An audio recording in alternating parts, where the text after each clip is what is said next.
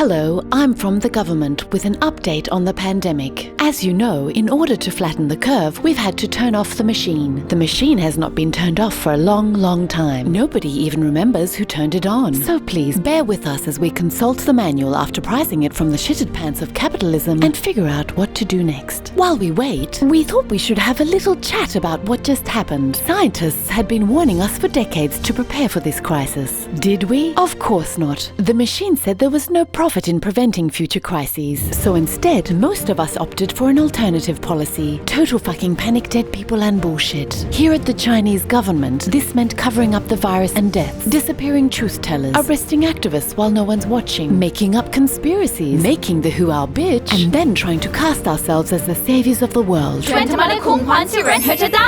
the British government, where we spent the past decade bankrupting the NHS, this sentient ham caught the virus and almost died of irony as his life was saved by the migrant nurses we've been blaming for unemployment. In Europe, we care about unity, so we turned our backs on the Italians and said cazzi vostri. In Brazil, where our fascist fuckchop still thinks it's just the flu, we left it to street gangs to protect the favelas. In India, we stoked violence against Muslims by blaming them for the virus. In Poland and Hungary, we gave up on democracy. In North Korea, we slipped into a coma. And in Belarus, we told you to drink vodka and left you to crowdfund your own healthcare. Fajna I normalna! But nowhere has our policy been more evident than in backward countries and failed states, like the US. Here, as thousands of people died and got buried in mass graves, Il Duce left you to fight each other over medical equipment by entrusting it to his little shit goblin-in-law.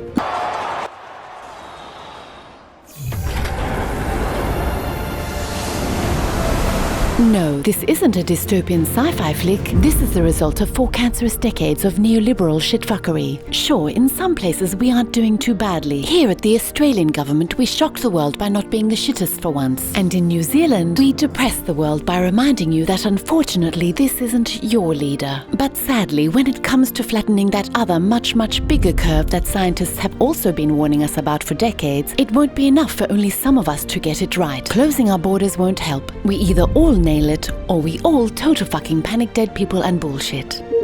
Oh look, the machine is almost ready to restart.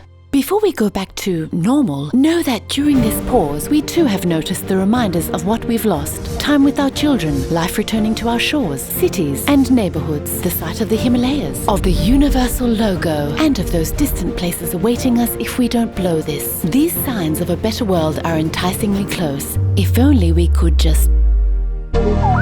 This has been a message from your local government franchise. Send help. Authorized by the machine.